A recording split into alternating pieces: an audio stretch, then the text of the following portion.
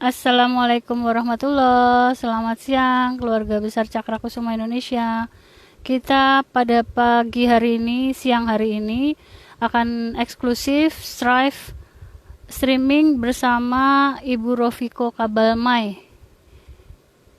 Ya, Niken Deha, selamat datang. Ya, dalam rangka menuju ke perayaan Indonesia, Republik Indonesia, kita akan ulang tahun ke-75 tahun ya. Nah, pada siang hari ini, Cakra Kusuma Indonesia kita akan mengundang langsung bersama Ibu Rofiko Kabalmai. Jangan lupa di follow akun IG-nya beliau @Rofiko Kabalmai dan akun ya Ibu Rofiko sudah bergabung. Ya, kita streaming bergabung dulu dengan Ibu Rofiko Kabalmai ya.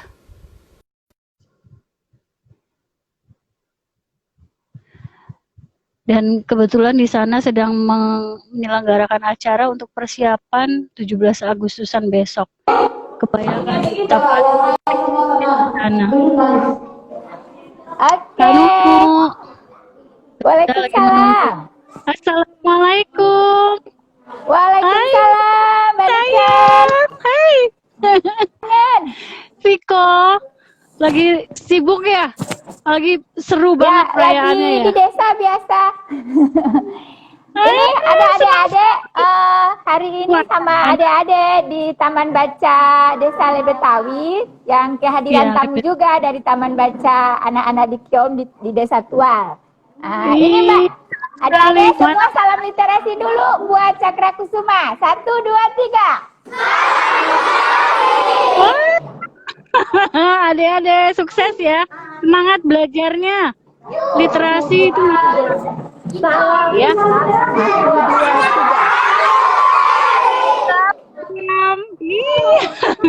Biasa. Ya kebetulan baru habis nonton film tentang sampah di laut Mbak. Jadi baru selesai. Tapi karena saya bilang mau kasih lihat sama Mbak Niken. Mereka mau kembali juga, jadinya bertahan sebentar. Di sini udah sore, udah jam 4 lewat ya. Jam 3. Iya. Bunda, saya cari posisi enak dulu ya Kak buat ngobrol. Siap. Cari tempat yang Iya, kayaknya di dekat pantai lebih enak deh. Mantap. Iya, sambil Iya. Saya cari posisi dulu ya Mbak. Ya, siap. Jadi Ayo,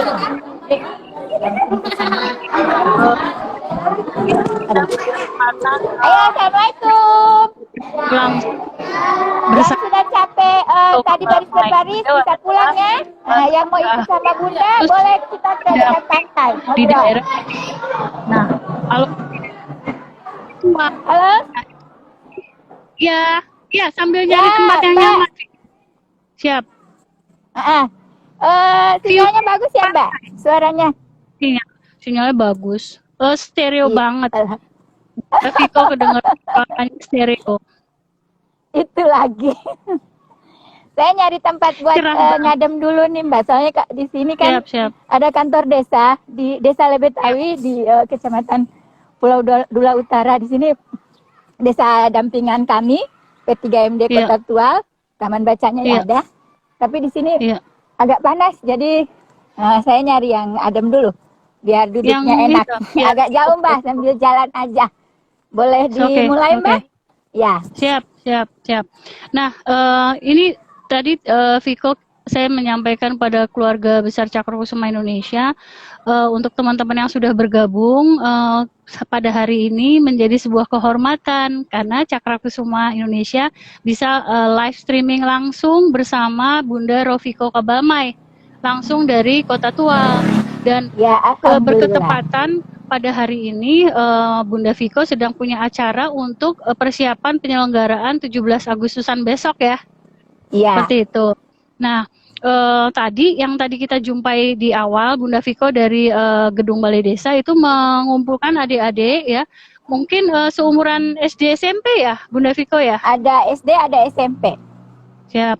Nah, untuk mereka ngapain? Mereka melakukan pertemuan untuk kaitannya menonton tentang bahayanya sampah di lautan. Nah, Ya, dan ini menjadi bagian dari tema One of Literation. Jadi selain saat ini Bunda Viko itu ahli, bukan ahli ya, artinya memang tokoh masyarakat di Tewal, khususnya untuk pendampingan pada anak-anak, khususnya masyarakat perempuan dan anak-anak terkait di desa tertinggal.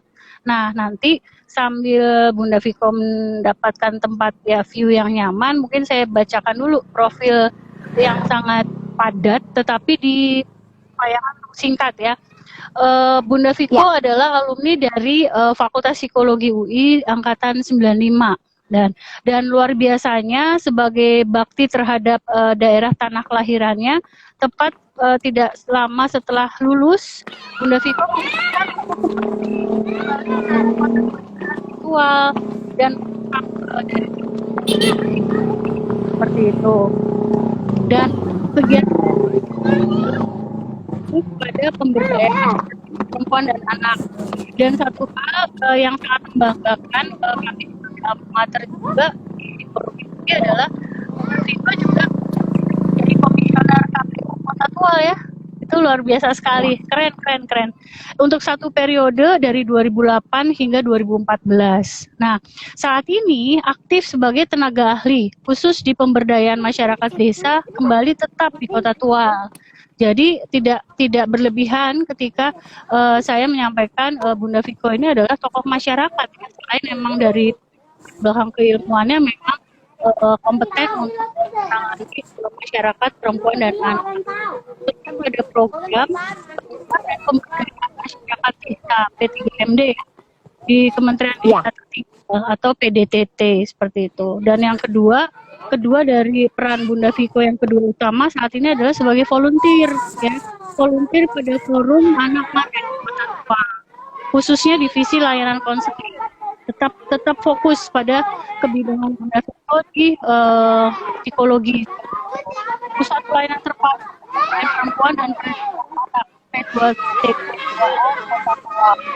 Dan itulah menjadi dua peran utama, dan tidak terlepas dari Bunda Viko juga ibu dari putra putri ya, dan dari keluarga Putri, besar. satu putri. Satu putri. Ya, satu putri ini peran sebagai saya di lingkungan ya masyarakat juga sebagai lepaskan tugas dan fungsi sebagai istri dan ibu dari satu putri seperti itu. Nah, dalam kesempatan menyambut 17 Agustusan, Bunda Viko udah nyaman. Ini udah ada di mana? Udah dapat sihnya? tempat teduh. Ini, Mbak. Ada laut-lautnya kalau kelihatan. Keren. Nah, itu udah pantai ya? Pantai laut ya? Itu udah laut ya? Laut, ya. Pantainya masih agak jauh. Ini ada tanggul, semacam tanggul, tapi tepi laut juga sih ini. Wah, keren. Ya, dalam kesempatan menyambut 17 Agustusan ini, kami memberanikan diri nih Cakra Kusuma Indonesia untuk mengundang Bunda Viko untuk bersedia sharing terkait dengan apa sih selama ini yang membuat beliau terpanggil ya, calling untuk akhirnya kembali lagi ke tanah air dan bisa memberikan nilai-nilai ya, memberdayakan masyarakat itu di luar dari aspek finansial kayaknya. Ketika teman-teman seusia Bunda Viko waktu itu berburu untuk menjadi HRD di sebuah perusahaan multinasional, tetapi Bunda Viko memutuskan untuk akhirnya I have to go to karena kehadiran. Nah, judulnya di tema hari ini kan reaksi kepada our parents, bagaimana mengkomunikasikan antara nilai-nilai spiritual yang hidup kita dengan ke dalam. Nah, mungkin kita bisa mulai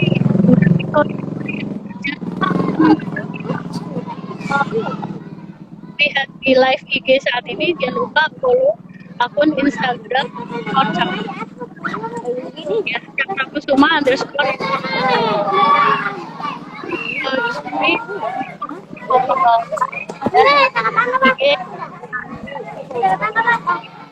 itu di belakang ada Ada ini Karena ini weekend. backgroundnya. Ini kebetulan adik-adik tuh tadi kan habis lomba baris di desa, terus Siap. diajak nonton film. Setelah itu keren. yang pada capek pulang nggak apa-apa, tapi Siap. pada ikut saya ke sini semua nih. Makasih. Nggak jauh dari tempat pertemuan di balai Lucu. desa tadi, ada di sini. Jadi ini mereka, Ya. saya lagi nyari tempat yang bisa cukup jelas ya Mbak Niken, apa Jelas. suaranya? Suaranya jelas. Siap. Suara Mbak Niken agak putus-putus di sini mungkin, karena saya pindahnya agak ke dekat pohon-pohon ya ini. Siap, Ya Mbak Niken, kita bisa mulai aja Mbak Niken. Siap. Oke. Nah, kaitannya dengan tema pertama, satu hal mungkin Bunda Viko ceritakan dulu perjalanan akhirnya melanjutkan pendidikan tinggi di psikologi UI itu melalui jalur apa? Ini kan adik-adik kita ini saat ini sedang mencari sekolah perguruan tinggi nih. Dan di Jumat kemarin pengumuman UTBK yang dulu zaman kita UMPTN. Kan? Nah, jalur undangan jalur UMPTN sudah lewat. Nah, mereka saat ini sedang mencoba peruntungan untuk jalur masuk perguruan tinggi negeri melalui SIMAK. Ya, kalau dulu kita belum ada SIMAK. Nah, saat ini perguruan tinggi negeri sudah membuka jalur masuk SIMAK. Nah, mungkin bisa mendapatkan insight untuk adik-adik bagaimana mengawali pemilihan jurusan pendidikan tinggi yang pada akhirnya akan menentukan karir mereka.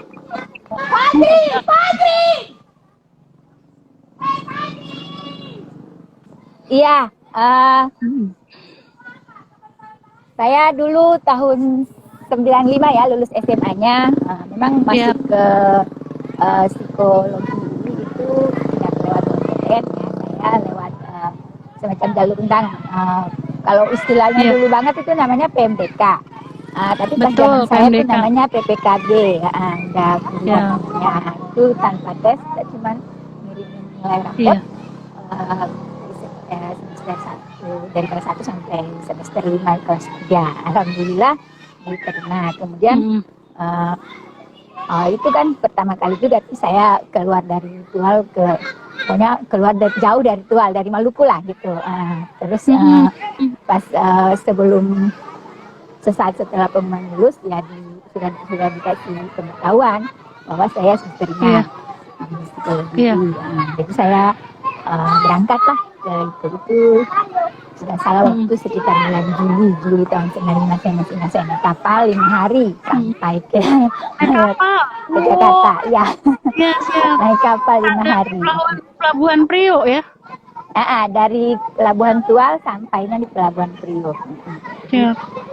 Itulah pertama kali saya berangkat jauh meninggalkan untuk kuliah. Nah itu dianterin atau langsung sendiri naik kapal? Dianterin sama ayah saya. Naik kapal. Nah, kita kan anak daerah ya, tapi pengen kuliah di tempat yang bagus, jadi ya udah nyoba. Ya. Dan memang saya ngirimnya yang satu itu aja ke lainnya ke psikologi UI. Alhamdulillah diterima. Siap. Kenapa artinya waktu itu memilih psikologi dan di UI? Artinya kenapa memilih psikologi, Bunda Viko? Jadi memang waktu itu banyak pilihan ya. Itu saya jurusan biologi. Itu tuh ada pilihan bisa di kedokteran, bisa di IPA, bisa di psikologi juga. Tapi saya milihnya psikologi itu karena memang sejak kelas 1 SMA, kalau dulu sekali waktu masih SD, SMP itu kan cerita kita berubah ya. Ya, kebanyakan jadi dokter, terus gitu, terus pernah mau jadi guru, jadi masih berubah-berubah. Nah, ketika SMA itu sering baca rubrik-rubrik di majalah remaja, jadi kayaknya asik nih kan.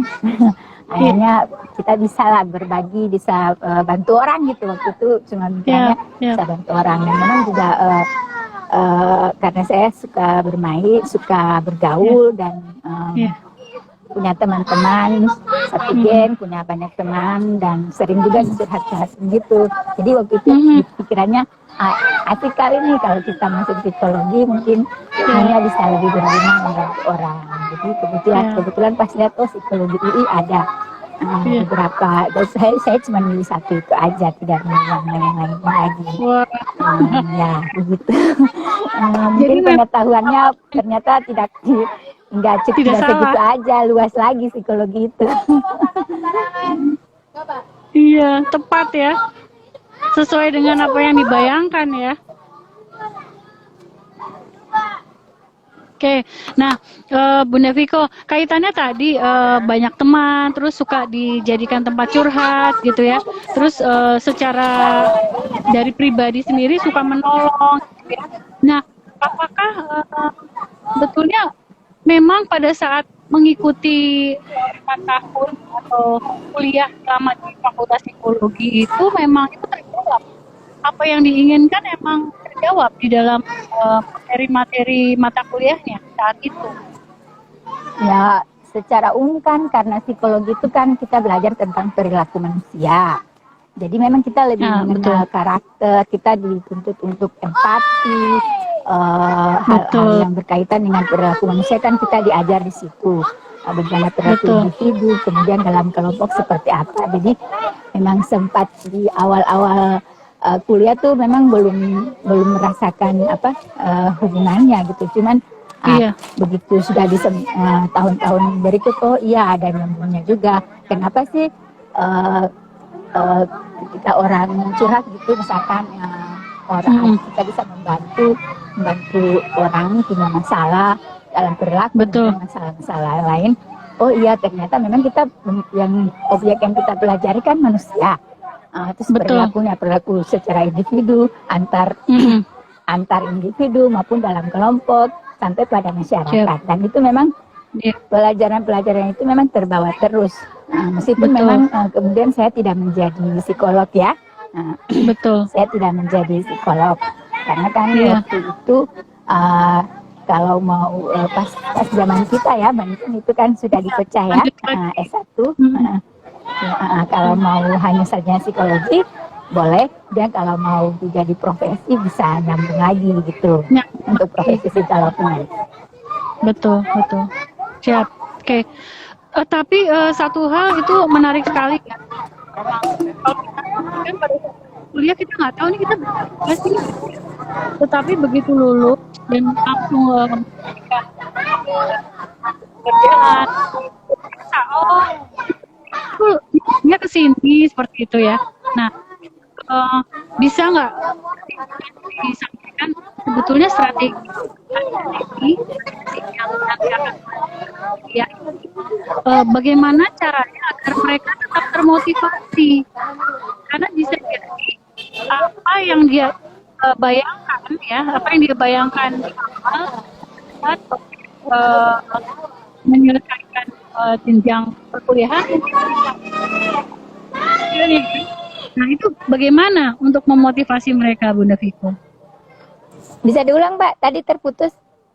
Oh, siap. Jadi itu tadi benar yang disampaikan Bunda Viko, bahwa pada saat kita memutuskan akhirnya memilih psikologi, dan karena kita membantu orang, suka menjadi tempat curhat gitu ya. Ini sekarang kan pemilihan psikologi itu sangat booming di saat ini gitu.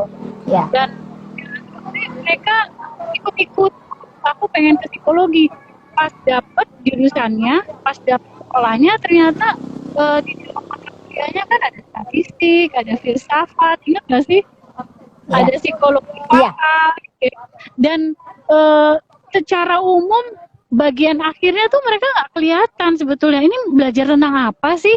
Nah, pertanyaan saya, Bunda Viko bisa tolong motivasi pada adik-adik ini yang berkeinginan untuk masuk psikologi UI ya, atau psikologi, itu bagaimana caranya agar mereka tetap bisa menjalankan hingga tuntas sampai di tingkat akhir hingga lulus dan sesuai dengan mereka. Jadi motivasi untuk terus konsisten gitu, Bunda Viko.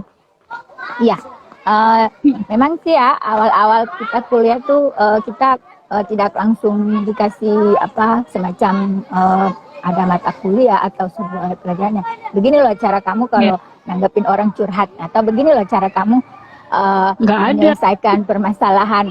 Misalkan orang anak-anak berantem atau Iya, ada keluarga yang berantem atau suami istri yang berantem atau antar betul, pacar gitu, enggak. Tapi lagi-lagi betul, itu kan kita memahami manusia itu kan menurut saya itu kan komprehensif ya, harus utuh gitu. Jadi kita pun harus betul. punya bekal-bekal ilmu-ilmu yang lain. Misalkan ya tadi kan ada faal. Nah, manusia itu kan secara faali bisa mempengaruhi perilakunya.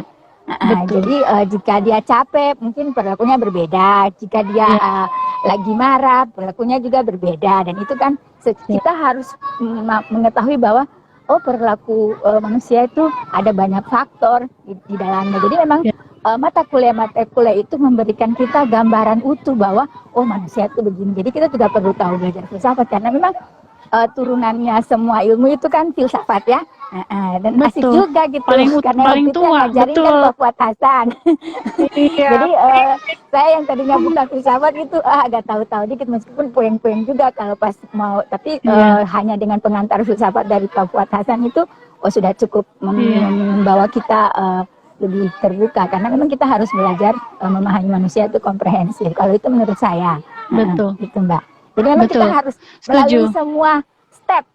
Jadi misalkan kalau Betul. misalkan kok semester 1 masih dapatnya ada antropobiologi, ada apa gitu yang kok ini Sosiologi. sosiologi, pokoknya mata-mata kuliah yang menurut kita mungkin hubungannya apa sih dengan menyelesaikan itu apa permasalahan orang misalkan gitu yang kita Betul, yang ada di pikiran betul. kita sebelum kita masuk diikuti aja karena Hmm, kan itu sebuah sistem yang memang harus dilalui gitu, dilalui betul. sampai akhirnya kita punya satu pemahaman bahwa oh iya saya uh, saya sudah sampai di titik ini, saya mau buat skripsi terus setelah itu saya mau gimana, mau melanjutkan menjadi Betul. psikolog atau saya cukup Betul. sampai di sini saja begitu. Kalau pengalaman saya Ya, begitu ya, sampai pada siap, titik siap, seperti siap, itu. siap. Oke, Bunda Viko, itu semoga tips-tips itu tadi didengar oleh adik-adik milenial ini ya, yang akan melanjutkan S1 psikologi, karena psikologi merupakan antara humaniora dan saintek ya. Karena ada Ya, statistik di situ, ada tentang biologinya manusia seperti itu. Nah, pertanyaan berikutnya, pada saat sejak lulus S1 gitu ya, sebetulnya tujuan dari orang tua apa yang menjadikan Bunda Viko memberikan atau mengatakan diri pada masyarakat? Nilai-nilai wisdom apa, nilai-nilai kehidupan apa yang Bunda Viko bawa hingga hari ini berasal dari orang tua seperti itu. ya. Jadi Hmm. gini, saya itu kan anak bungsu ya, dari Oh, 8 betul, ya. bersaudara gitu. Saya anak bungsu, Hmm. ya dari keluarga besar juga, bukan hanya Ya, keluarga inti, tapi ikatan kekerabatan dengan keluarga itu kan besar iya, kan, apalagi kita tinggal di daerah ya, yang memang satu betul. sama lain masih. Jadi nilai-nilai Kerabat, kekerabatan, kemudian nilai-nilai ya. kejujuran. Jadi di Hmm. dalam keluarga saya itu kan kalau kalau kita orang K, saya kan orang K ya. Kalau orang K itu kan punya punya sebuah tatanan hidup. Jadi Hmm. yang sangat memperhatikan hak-hak. Jadi ada istilah misalkan begini, punya orang itu punya orang, punya kita baru Ya. punya kita gitu. Jadi Oh, itu ya. memang ditanamkan Ya, betul, itu yang pertama. Yang kemudian hubungan kekerabatan itu memang ya, sangat terbawa. Jadi bukan ya. bukan kekerabatan dalam pengertian kita satu keluarga saja, tapi di mana Betul. darah pergi dari ibu maupun dari ayah itu keluarga kita semua sampai udah mau ada yang Iya. sepupu sekali, sepupu dua kali, yang mungkin yang kalau Itu dirunut-runut dihitung-hitung mungkin yang saudaraan itu sebenarnya kakek nenek moyang kita, tapi itu semua tetap kita anggap itu kerabat. keluarga gitu. Ya.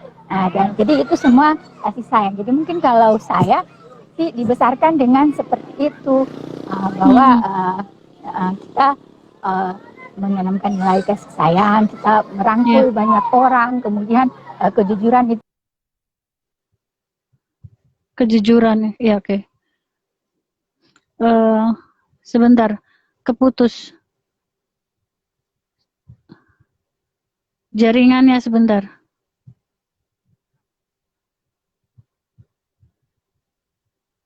Bunda Viko, jaringannya agak terputus-putus.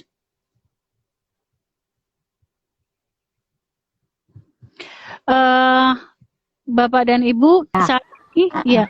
Tadi sempat keputus, Bunda Viko, sempat keputus. Oh iya. Siap. Sekarang udah nyambung lagi, stereo lagi, siap. Oh iya. Tadi sempat ada pesan masuk. Jadi begitu Mbak, saya dibesarkan dengan nilai-nilai kejujuran, kemudian dengan kasih sayang bahwa dalam pengertian kita harus terbuka, kita harus merangkul orang-orang yang dekat dengan kita maupun yang sudah agak jauh dengan kita. Jadi nilai-nilai itu yang membuat saya ketika saya merantau, saya punya banyak teman juga di kampus, bahkan yang di atas angkatan saya kenal, masih kenal dan sampai sekarang ini seperti itu. Seperti Mbak Niken kan kita beda angkatannya tapi kenal di atas juga. Betul. Kalau saya ingat betul, Viko pada saat waktu kita masih bersama-sama kuliah, Viko itu ramah sekali, ramah dan helping, ya. Aku kalau nggak salah ini ya panitia ospeknya Viko. Iya ya. Dan Viko ramah, humble dan sangat membantu, helping hand. Itu keren. Oke. Jadi itu nilai-nilai moral yang diajarkan pada orang tua dan itu sangat diinternalisir oleh Viko ya hingga hari ini ya. Oke. Dan satu hal di sini pertanyaan simpel tapi jawabnya tidak simpel nih. Makna bahagia dan sukses itu menurut Bunda Viko apa? Kalau makna bahagia, kalau sekali ditanya apa sih? Jadi saya kan pulang tahun 2003 gitu, maksudnya saya menceritakan apa yang saya alami ya, mudah-mudahan ya bisa diambil pelajaran, tapi tidak semua orang seperti saya kan tentunya gitu. Kalau bahagia itu apa ya? Jadi saat saya kuliah bisa menyatu dengan teman-teman seangkatan dan di luar teman seangkatan aja itu sudah bahagia banget. Sebab kita karena kan saya kan anak daerah ya. Kadang kan adaptasinya juga mungkin tahun-tahun awal sulit. Jadi merasa diterima di lingkungan dan merasa bisa memberikan sesuatu untuk lingkungan, untuk orang sekitar kita itu sudah bahagia banget gitu.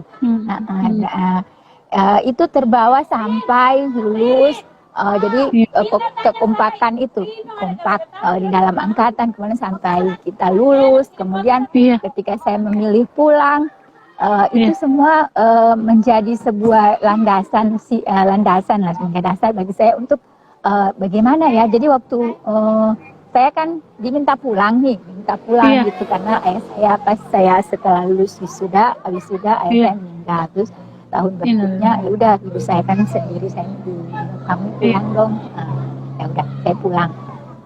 Itu kakak saya mau ikut tugas belajar ya, jadi ibu sendiri saya pulang. Nah pada saat pulang itu kan apa ya maksudnya saya kan pulang memang untuk ibu saya, tapi masa sih saya di rumah saja sama ibu saya gitu. Betul. Jadi saya mencari sesuatu yang membuat saya betah. Waktu itu kan tidak ada pekerjaan, meskipun waktu di Jakarta sudah sempat ada kerja sedikit. Saya pulang. Sampai itu gimana ya, apa yang harus saya lakukan sehingga saya harus betah.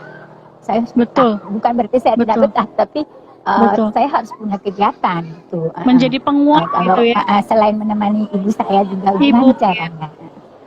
Jadi waktu itu sih tidak terpikir kegiatan yang langsung menghasilkan uang secara finansial kita ada ya. Dan memang susah kalau kita pulang terus kita mau langsung cari kerja tuh susah saat itu karena tidak ada perusahaan.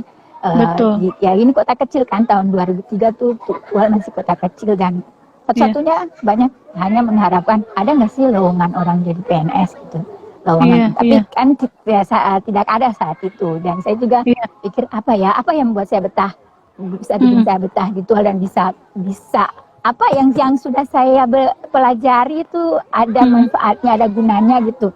Nah, saya kan anak Betul. daerah, alhamdulillah bisa kerja di tempat, bisa kuliah di tempat yang bagus gitu dengan Betul.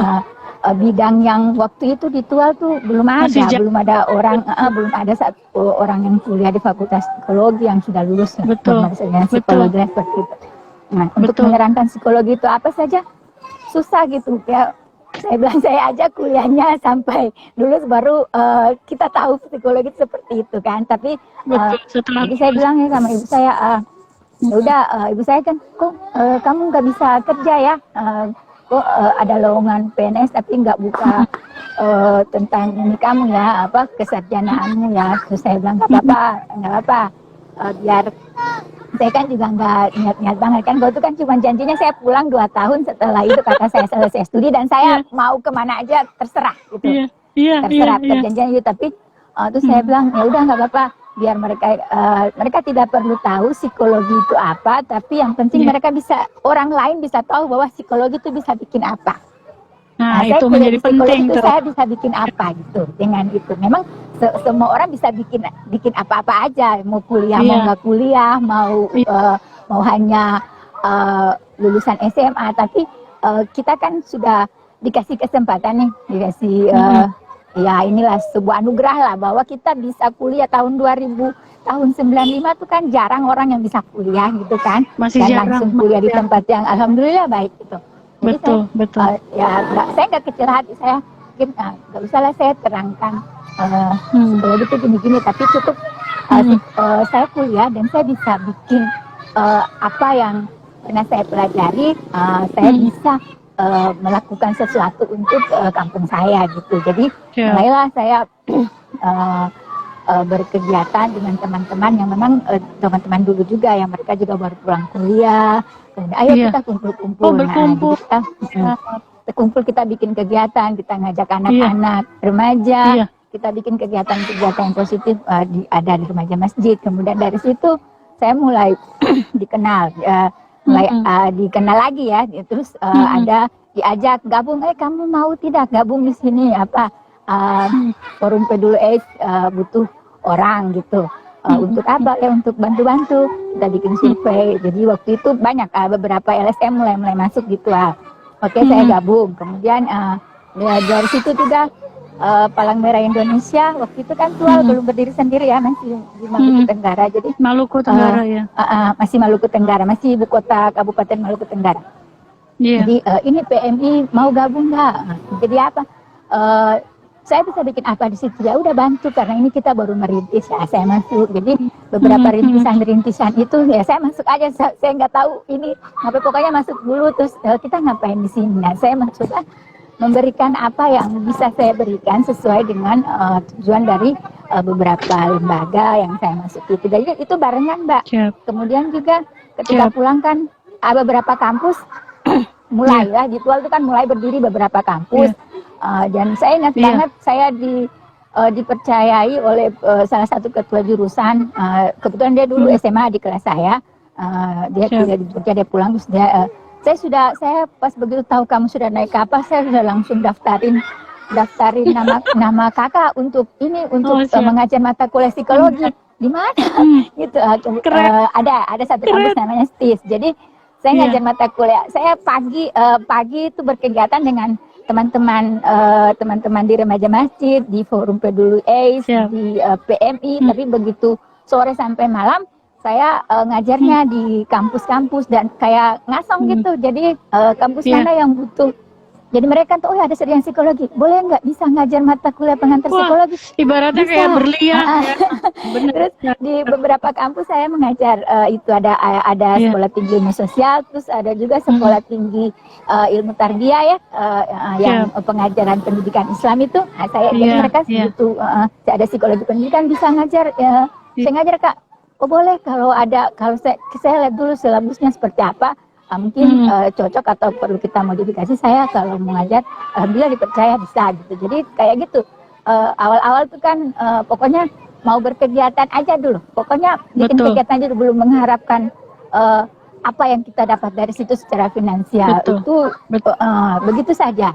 Memang ada sih untuk ya kesana kesini dapat lah kan. Tapi saya tidak berpikir harus dapatnya saat itu. Saya pikir kita kerja saja karena tidak ada yang sia-sia dari apa yang mau kita lakukan gitu. Tuh, Mbak. Siap.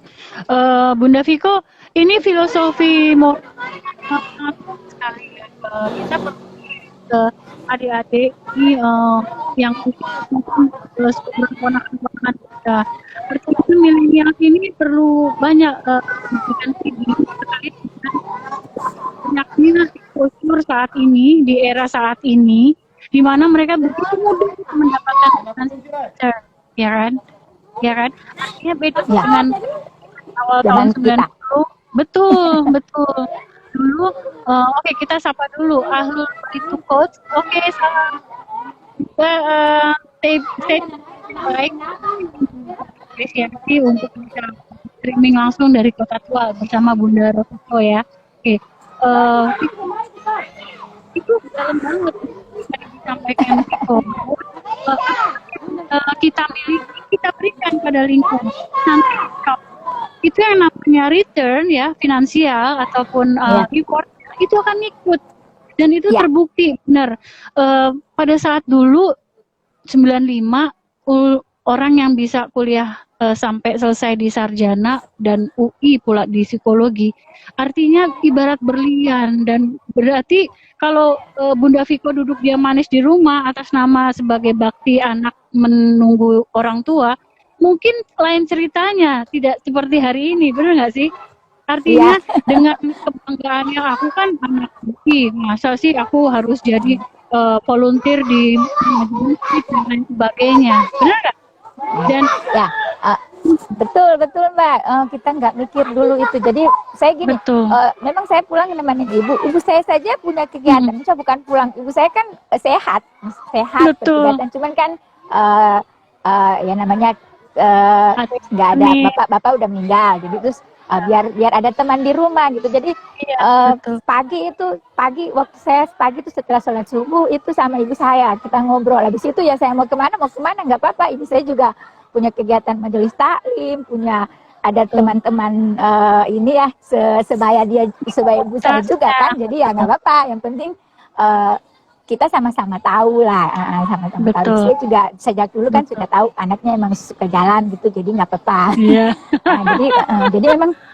Jadi memang kita kan kita berbuat aja. Kalau saya sih kerja saja. Kita apa sih yang bisa bikin gitu?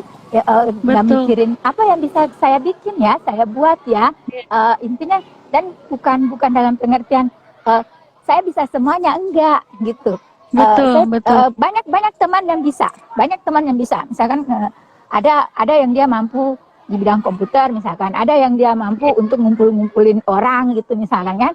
Tapi bagaimana kita merangkul dan mendorong supaya potensi bakat-bakat teman-teman yang tadinya tuh masih malu-malu, masih belum ini, ayo kamu bisa bikin apa gitu aja. Jadi saya cuma fungsinya ya begitu, dan itu terbawa juga. Dan itu kan saya belum tahu ini yang dimaksudin memfasilitasi ini ternyata seperti itu ya, itu saya belum tahu gitu loh. Tapi kemudian itu menjadi pengalaman yang berharga ya.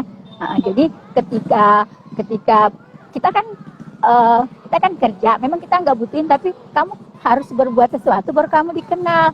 Kalau nggak bikin apa-apa, siapa yang mau kenal gitu. Ini kan yang saya baru bilang ini kan itu bukan karena saya berbuat saya mau dikenal, enggak, tapi itu akhirnya kan datang sendiri. Maksudnya akhirnya setelah bertahun-tahun bergelut di yang katanya volunteer itu, ini kan kenal juga, kita bisa buka jaringan juga kan. Akhirnya ya sudah, ketika besok-besoknya Tual makin berkembang, Tual buka ini sendiri, jadi daerah otonom sendiri, dan kan dibutuhkan banyak tuh lembaga-lembaga baru yang ini. Nah, ketika kita apply, ya sudah, orang sudah tahu bahwa oh iya ini bisa nih, orangnya memang sejak dulu independen mungkin ya. Jadi jadi yang di luar itu saya ikut ya, alhamdulillah bisa ini terus gitu, bisa punya bisa masuk, Berdaya bisa ya. langsung lolos, bisa kita bisa join, bisa diterima, dan bekal ilmu psikologi itu alhamdulillah ternyata bisa kepake, meskipun memang Betul. kita bukan nggak jadi psikolog ya.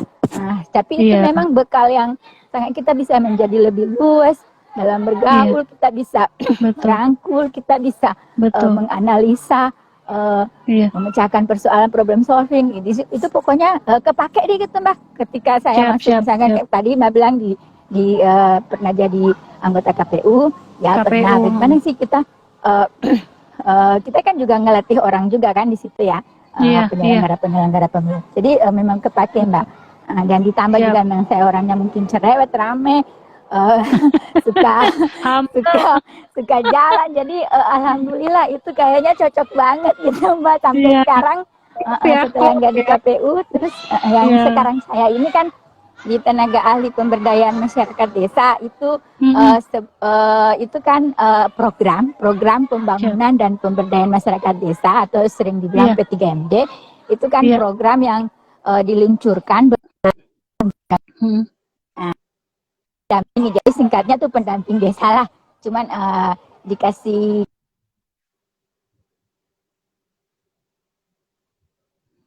Agak desa yang terputus. ditempatkan di tingkat kabupaten kota.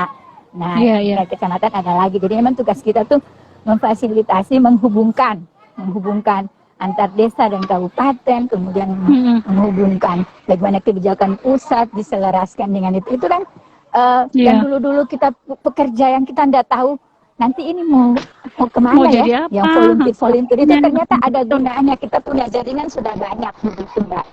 Betul. Oke, Bunda Viko, iya.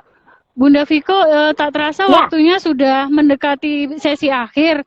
Nah, minta tolong closing statement yang menyemangati adik-adik milenial untuk bisa menjalankan pendidikan sesuai passion dan menapaki karir dengan happy. Bagaimana motivasinya apa? Iya, jadi gini, kalau ini adik-adik yang masih di SMA ya, kalau saya bicara ya berkaca dari pengalaman saya dan Pak, mungkin ada ibu bapaknya juga ya yang nonton gitu. Saya kan kami kan kuliahnya di bidang humaniora ya, ilmu sosial. Gitu, jadi memang saat kita di akhir-akhir tingkat SMA itu, memang kan kita sudah tahu ya, sudah punya kepikiran bahwa ini kita mau kuliah di mana gitu misalkan kan. Kemudian kalau misalnya sudah memutuskan, saya mau masuk ilmu-ilmu sosial, misalkan psikologi lah gitu. Tapi kalau dulu itu kan informasi tentang psikologi itu apa, itu kan mungkin susah diakses. Sedikit. Ya. Betul. Beda dengan sekarang. Beda sekarang tuh kan penuh bukan banget, psikologi aja. Ilmu-ilmu yang lain aja biar kita tinggal di daerah jauh dari pusat negara juga, dari pusat ibu kota juga kan bisa lah. Langsung Google. Jadi cari tahu dulu itu apa yang mau kita minati, yang mau kita itu tuh apa. Kemudian adik-adik kan sudah tahu nih, saya mau di situ, itu sebenarnya dia belajar tentang apa sih, cari-cari informasi. Kemudian saya cocok nggak sih secara karakter pribadi, kita cocok nggak sih, misalkan ilmu sosial tuh misalkan kayak saya lah psikologi gitu kan dulu.